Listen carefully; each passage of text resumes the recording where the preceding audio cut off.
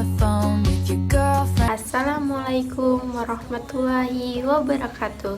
Perkenalkan, nama saya Diha Istirahayu dengan NIM 25141300015. Saya adalah mahasiswa dari Fakultas Ekonomi dan Bisnis Islam. Saya dari jurusan Manajemen, Zakat dan Wakaf di Universitas Islam Negeri Palangkaraya. Video ini saya buat dalam rangka memenuhi tugas untuk mata kuliah Teologi Islam dengan tema Teologi Islam dan Rasionalitas di bawah bimbingan Bapak dosen Heidi Hajar M. Hum.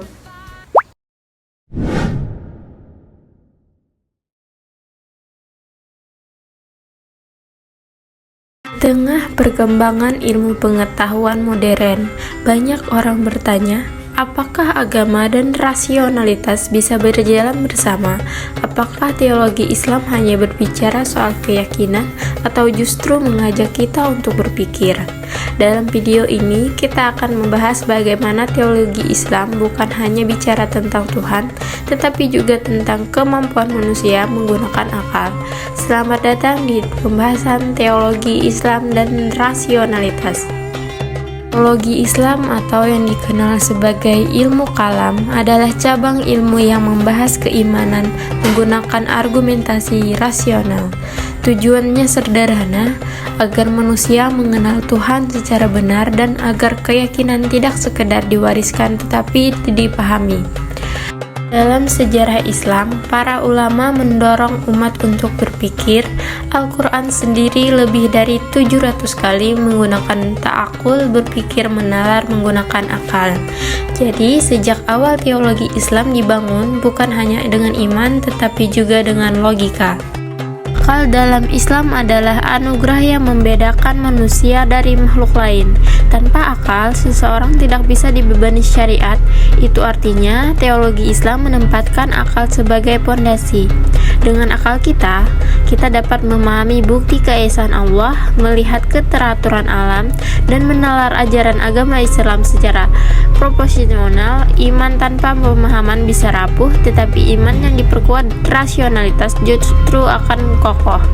Dalam sejarah Islam, muncul berbagai kelompok yang menekankan pendekatan rasional. Pertama, Mu'tazilah. Mereka dikenal sangat rasional, menggunakan logika secara ketat untuk memahami sifat-sifat Tuhan. Kalimat mereka terkenal al-aqal wa an-naqal. Akal berada di atas teks. Lalu muncul asy-syariah yang mencoba menyeimbangkan antara dalil, nas, dan akal. Pendekatan ini lebih moderat dan menjadi arus utama teologi Islam Sunni.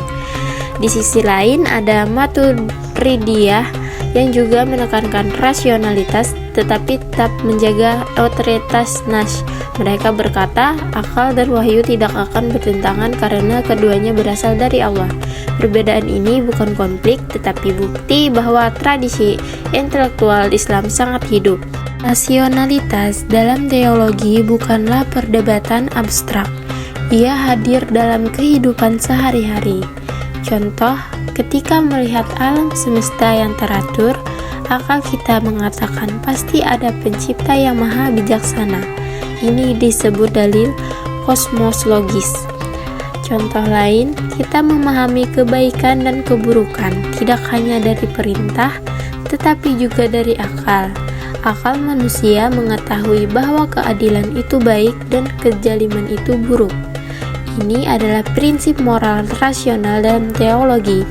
Melalui rasionalitas, kita bisa memahami mengapa Allah itu Esa, Maha Adil dan Maha Bijaksana. Dalam Islam, wahyu dan akal bukan musuh. Wahyu adalah cahaya, akal adalah mata. Tanpa cahaya, mata tidak bisa melihat. Tanpa mata, cahaya tidak berguna. Wahyu memberi arah, akal menuntun pemahaman. Ketika dua-duanya digunakan, manusia mendapatkan keyakinan yang seimbang, emosi, spiritual, sekaligus intelektual. Teologi Islam dan rasionalitas bukan dua jalan yang terpisah. Ia berjalan berdampingan, menciptakan keyakinan yang kuat, logis, dan mencerahkan. Dengan menggunakan akal, kita tidak akan menjauh dari agama, justru kita semakin memahami kebesaran Allah. Kumpulan teologi Islam menegaskan bahwa iman dan akal bukan dua hal yang bertentangan, tetapi justru saling melengkapi. Islam mengajarkan bahwa akal adalah anugerah yang digunakan untuk memahami Tuhan, menalar ajaran agama, dan melihat keteraturan ciptaannya. Sepanjang sejarah, berbagai aliran teologi menunjukkan bahwa pemikiran rasional adalah bagian penting dari tradisi Islam. Dengan menyatukan wahyu dan rasionalitas, teologi Islam membangun keyakinan yang lebih kokoh, logis, dan mencerahkan, sehingga manusia dapat mengenal Allah dengan pemahaman yang benar, bukan hanya diwariskan tetapi diyakini secara sadar. Terima kasih sudah menonton, semoga bermanfaat. Wassalamualaikum warahmatullahi wabarakatuh.